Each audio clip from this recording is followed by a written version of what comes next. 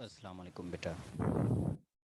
Beta, the first session was ended, so this is second session. Give me a minute, beta. Give me a minute.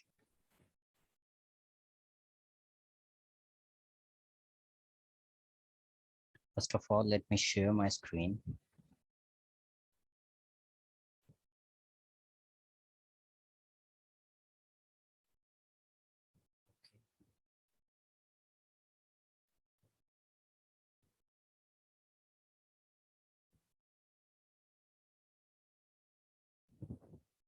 Yes, beta.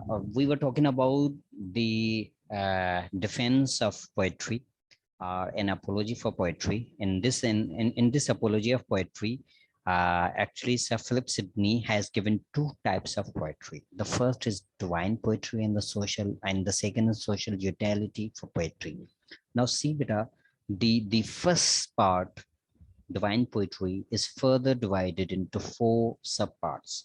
So now let me explain these four subtypes one by one to all of you. The first is creed of civilization. When he says that the creed of civilization, that means it is the first source of education. Let me highlight this term. First source of education, first source of light, and the first source of delight. So now what does this mean? Poetry is the first source of education. Poetry is the first source of light, and poetry is the first source of delight. Now, what does this mean, beta? Because when he's saying this, now let me move back, not back, but a cradle of civilization. That means he's talking about the first source. जब हम पहले source की बात करते हैं, when we are talking about the very first source of education, the very first source of light and delight, that means he's talking about ancient Greek, and he's talking about ancient Roman Empire. So now we have to trace history, that whether the poetry was the first source of education or not, whether poetry was the first source of light or not, whether the poetry was the first source of delight or not. So let's go back to the history of Greek and Roman Empire. See, but when you go through from that history, then that will help you to understand the concept of the source of education. During the time of Plato and even before Plato, there were the like Sophocles was there, and there were other tragedians as well, and other scholars were there. But those all scholars were poets at the first place. They were poets, they were educators, they were scholars, and they were philosophers. More importantly, they used to write in a verse form. The verse form comes under the umbrella of poetry. It is a subpart of poetry. It is the way of writing the poems. So that means the first source of education was poet. The first source of education was poetry as well, because the through poetry, poet was teaching, he was educating. Now suppose if you are gone through from the history, like if you are gone, if you have watched the Sparta, it's a series, it's an English series. So you see it's based on the Roman Empire and the uprise of slavery over there. Then there was a biggest fight of between slavery and the mighty Roman Empire. So when you go through from that kind of history, then it will help you to understand the concept of education, that there were some people who were educated, those people who belong to elite class, those people who belong to noble families, they were educated only.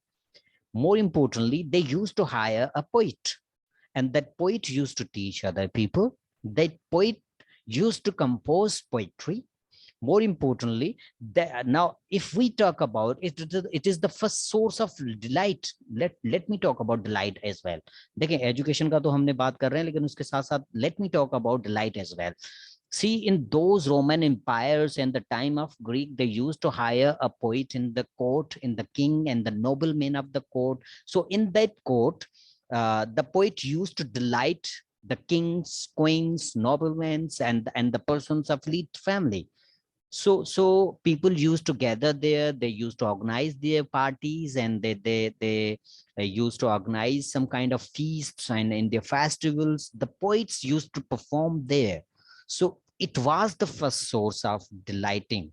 So poet and the poetry was first source to delight.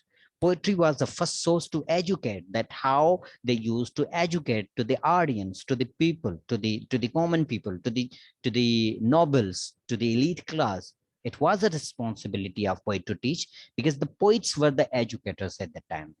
Apart from that, now how it is the light, the source of light. Poetry is also first source of light, because during the time, that time, it was the poet who was transforming knowledge from himself to the nobles, to the elite class, to the kings, to the queens. So that's why before getting that knowledge, or before taking knowledge or getting knowledge on that specific topic, whether the king or nobleman, that was ignorant. So it was the source of light when he transferred his knowledge to them. So that means he transferred light to them. So that's why it is known as the source of education, the source of light, and the source of delight. And this is why it is known as, it was the poet and it was the poetry which was teaching there. Through the poetry, the people were being educated, and the poet was educating them, and the poet was giving them light. So that's why this is the history which suggests such kind of interpretations. See, beta, azan is there, so being recited. So let us mute ourselves for a few minutes. After, when the azan will be over, then I will come back. Okay, azan हो रही है तो मैं mute कर रहा हूँ 2-4 minutes के लिए. जैसे आवाज azan खत्म होती है तो I will come back.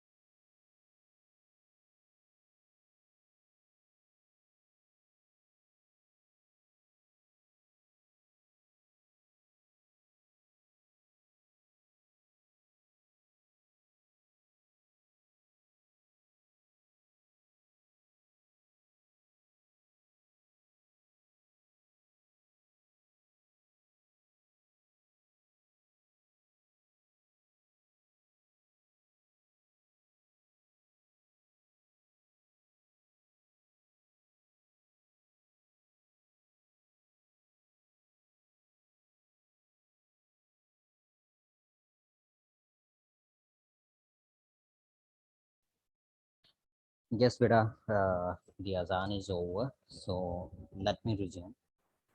So I hope I have made sense about beta. The it was the first source of education, as we said that, and it was the first source of light, and it was the first source of delight. I hope this concept will be understood on your part.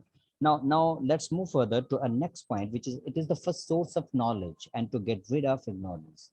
See, beta, the poetry was the first source of knowledge because the knowledge that time was being transferred through the poetry, and it was the reason of getting rid of ignorance, because if someone belonged to elite class family and that was educated, and then that person used to be transferred knowledge through the poetry, so that means that when the knowledge is being transferred to that person, so he was getting rid of ignorance and he was getting knowledge. So that's why it is known as the first source of knowledge as well. Early philosophers, historians, and authors and the teachers were poets. See, beta, history suggests that the early philosophers, historians, and authors, they were teachers as well. They were teachers, they were historians, they were philosophers. So they used to teach, and they were poets. These all, uh, firstly, they were poets, they were teachers as well, and they were some of them were historians as well. So see, if you go through from the Plato's Republic, then you would come to know that he has written his dialogues in the verse form. The verse form is all about poetry. So that means he himself was a poet.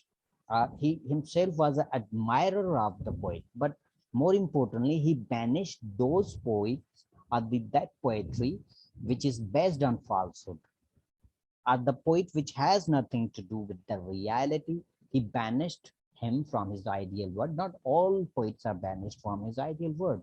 Neither all the poetry is not banished from his ideal world, but only that poetry which is based on falsehood, and the poetry which is corrupting the soul of human beings, the poetry which is corrupting the minds and the hearts of young generations, the poetry which is not helpful for society, the poetry which has no use. So such kind of poetry and the such kind of poets who compose that poetry are banished from the ideal world of Plato.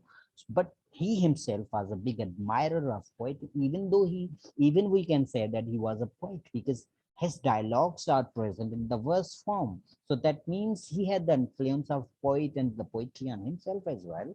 So that means he was an educator as well. He was running an institution in which he was getting the education. So see, beta, that means it was the poetry was the first source. Sorry, the poets were the teachers and they were philosophers. I hope I'm making sense. Now let me give you an example. The first legal code or the law of the world was written during the time of Greek and Roman, and that is written in verse form. The first legal code or the first law of this world was written between the time of Greek and the Roman. These civilizations were there, and these were the civilizations which wrote legal code, or we can say that the law of their country, or the law of their state, or the law of their kingdom. So that law was written in the verse form. So that means the historians and the people who were writing the laws, even though they were writing those laws in the verse form, so that means there were the poets all around there. There was the influence of poetry everywhere. So that means poetry has a lot of use and it is very important. Now let's move further to the next point, Beta, and that point is it is the channel of divine power. The poetry is divine as well as a prophetic, such as praise of divine cannot be done perfectly without verse form or without poetic way. See, Beta, let me give you example in this regard that two men come in front of you, and like one like me who start praising God. I start praising divine in simple words, with hollow words, with empty words, with the in the layman's language, and another man is there That is a scholarly man that praises the divine, that of the beauty of divine in a poetic way. So there would be hell of difference between my praise and his praise, because he is praising divine in the poetic way, and there is uniqueness in his way, and that is attracting, even though that way itself carries divine in it. But on other hand, the praise which I am doing, that is simply, that is very simple, that is in common words, that is in layman's language, so it would not attract as much as the poetic way would attract. So there is big difference. So that means poetry always helps to admire, to praise the divine, to praise the beauty of God, to praise the beauty of Almighty, to praise the natural beauty, to praise the supernatural elements. So see, that means if someone is doing that through the poetry, then that is doing perfectly well. On other hand, if someone is praising divine and the beauty of divine or the uniqueness of divine with the layman's language, then that is very ordinary. So even though in that way the praise can be done, but the perfect way is the poetic way. That has intensity. That is very attractive. So poetry has a lot of use in that way. But if you I hope you are gone through from John Donne's divine poetry. See, brother, when you were studying the concept of divine poetry, it has another level of poetry, another level of divine creativity. So that is entirely unique than the other praises. So that's why poetry is always there to help a poet to praise the powers of divine, to praise the beauty of divine, to praise the beauty, natural beauty created by divine. So in this way, it is very important. Now, the second is in the religious book, Holy Bible, praise of God and the prophets is done in the verse form. This is very true, but there are the additions are the books of Bible, the religious book, and there are some kind of additions. I don't know exactly, but one of the addition or one of the stories, some of the stories are narrated in the verse form. So that means the praise which is done for Almighty, the praise which is done for the saints, and the praise which is done for Jesus Christ, that is done in the verse form. So that means poetry always helps poets, writers, and scholars to praise the God. So it is the best device to do that. Without poetry, that praise cannot be done. More importantly, poetry is the best device to show the hidden realities and the truths of divine. This is true. Now even the essence of the poetry is divine. The actions of the poetry, the boundaries of the poetry are also divine. The poetry is the best device to show the hidden realities. How? Let me highlight better hidden realities and truths. Let me highlight it. Now see better through poetry, the hidden realities of divine always they are shown. If you are going through from the Plotinus philosophy of here and there, he says that here is the part of there is ocean, and here is drop. Similarly, he says that the human soul is the part of God's soul, and the soul of God is ocean, and the soul of human being is drop. So in that way, he also praises the beauty, that he says that whenever we will ponder about the beauty, when we see the natural beauty, the trees, the forest, the jungles, then we would think that how God has created them. Better azan is being recited, so please wait.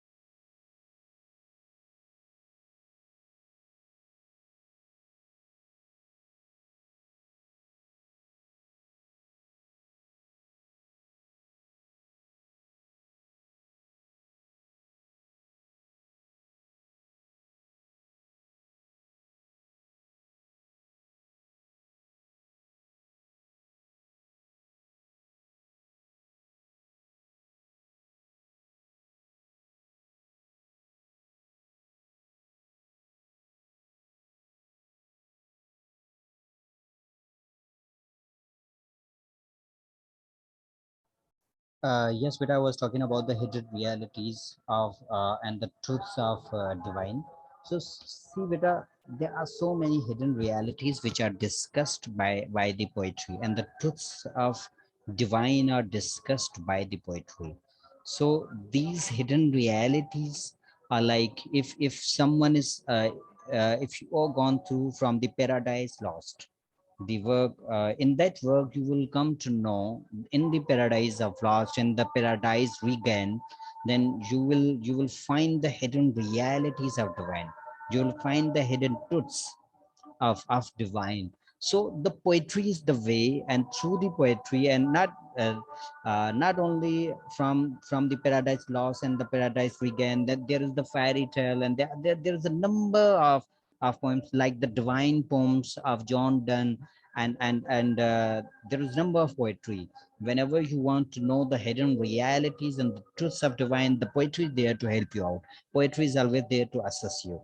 Apart from that, the beauty of nature is divine and it can be felt and understood through poetry.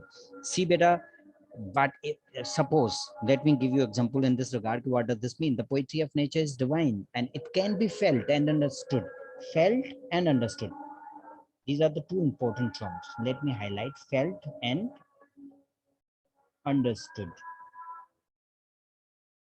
See, beta, now when we are talking about that the poetry is felt and understood, and the beauty of nature is felt and understood.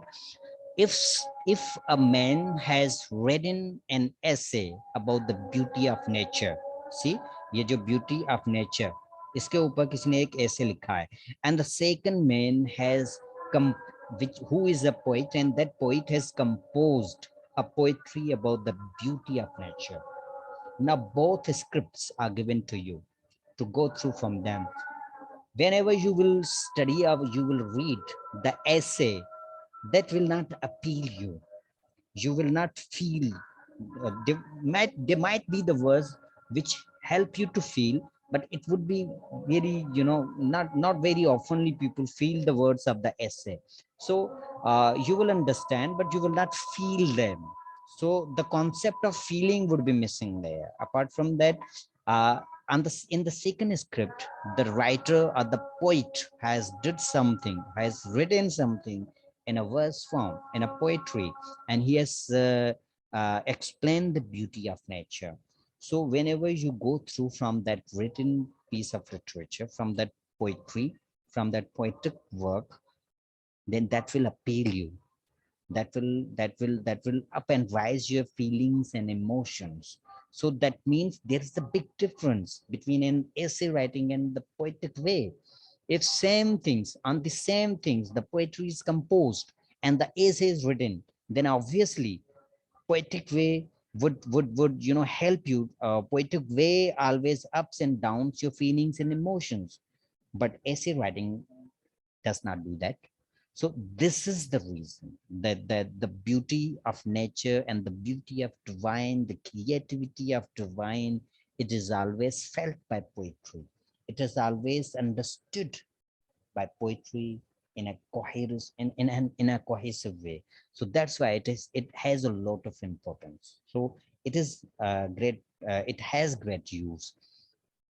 Now the third point is, see, Bira, the poetry can teach and delight. We have already talked about the teach and delight, but here we will talk about it in a detail. See, Bira, the ending point of poetry has two purposes. The ending point of the poetry has two purposes. The first is to teach, see, and the second is to please or to delight. यहाँ को मैं delight कर देता हूँ. Delight, okay. To teach and to delight. See, beta, as both are important and usable for our society. Usable. अब इसको भी मैं highlight करता हूँ because this is the important term. Both concepts are very important and they are usable for our society. Now, how the to teach is important for our society and how delight is important for our society.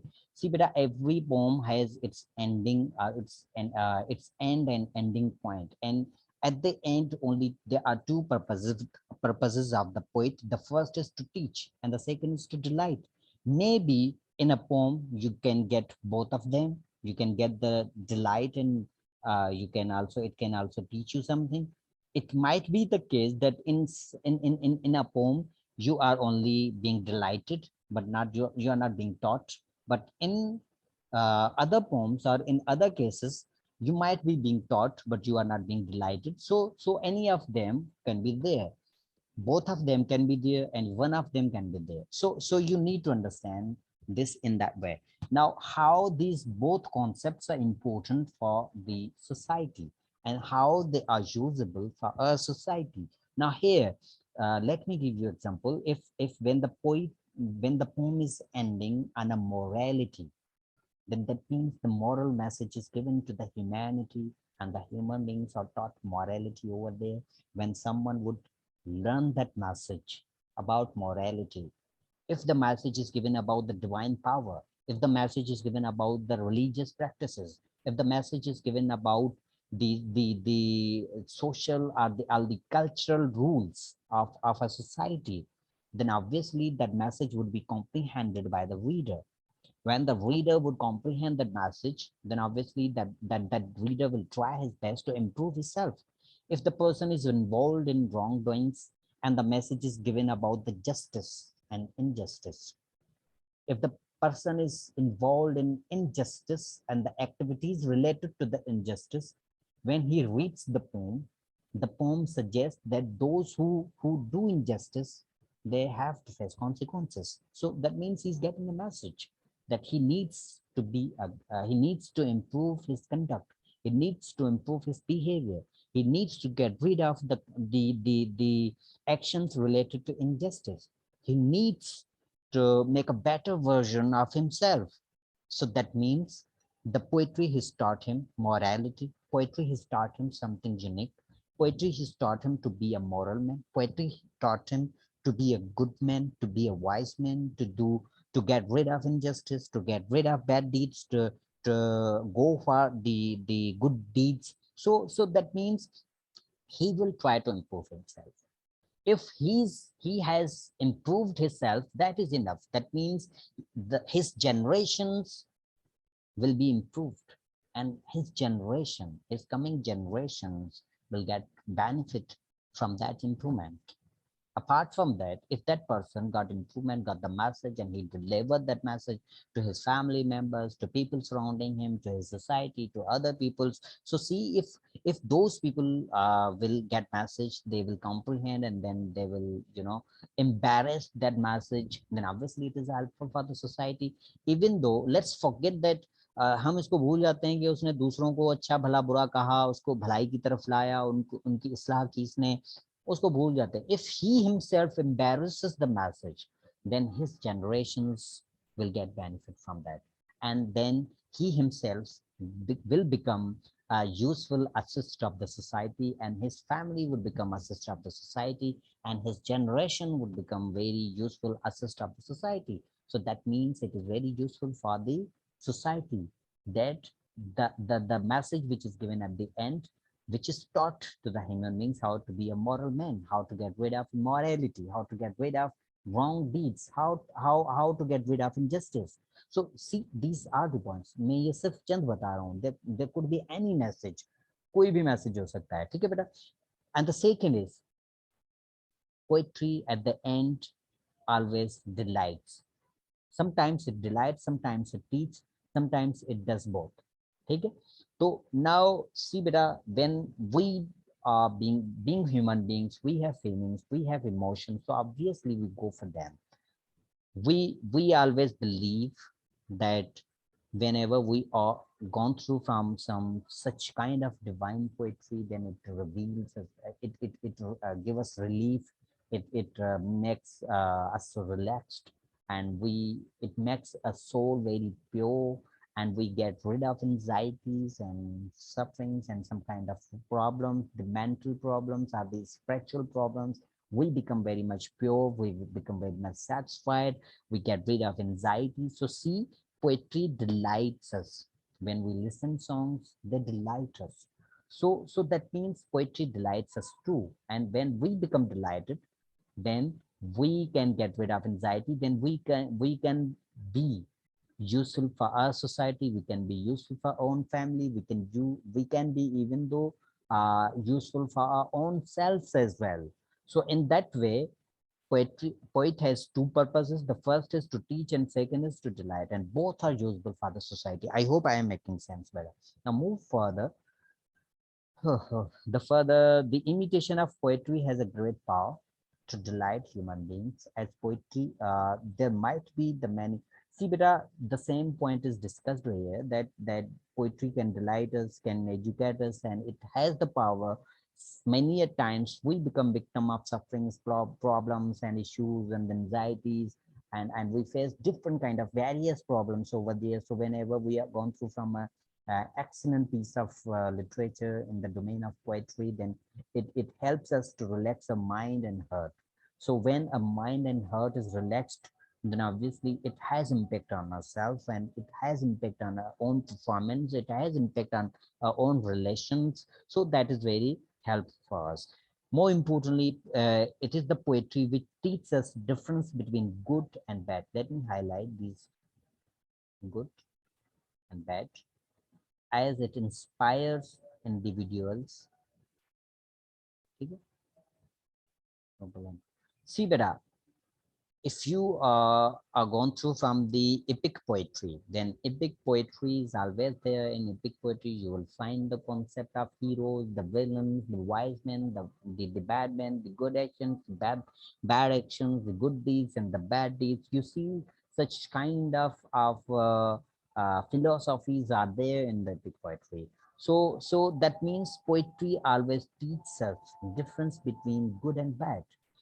So if the child is being taught poetry in the school at the very first stage, I'm talking about epic poetry only. If the child is being taught the epic poetry over there, then in epic poetry there is the concept of good and bad, the concept of good deeds and the bad deeds. If someone is doing bad deeds, then obviously at the end of the poetry and at the end of the story, the consequences are faced by the person, and the person is punished, and the person who's involved in wrongdoings, the good deeds, then obviously at the end he will be rewarded. So that means at the end there is win. The good deeds always win and the bad deeds are lost. So that means there is the concept of good and bad, and the children will learn. If we will follow morality, if we will follow the good deeds, then at the end we'll be rewarded. But if we go for the wrong deeds, if we follow the bad paths, then at the end there are sufferings, there are issues, there are problems, and we'll be punished. So this is the concept which is taught by the epic poetry. So that is very important, and being in the development of younger generation, it plays a vital role. Therefore, the poetry always inspires individuals to reject villains. Like whatever actions are done in the poem, in the poetry by villains, those actions are rejected, those actions are not encouraged, but the actions of noblemen, the actions of wise men, the actions of heroes are always encouraged, and the people are inspired by those actions, and they embarrass those actions, those philosophies, and they try to imitate them, they try to copy them, they try to act according to the actions of wise men, they try to act according to the actions of heroes. So this is very important, and this is the situation, and this is the usage of poetry, that how poetry encourages, how poetry differentiates between good and bad, how poetry inspires individuals to go for good deeds, and how poetry rejects the actions of villains and the people who are involved in wrongdoings. So this is the poetry which can teach and delight.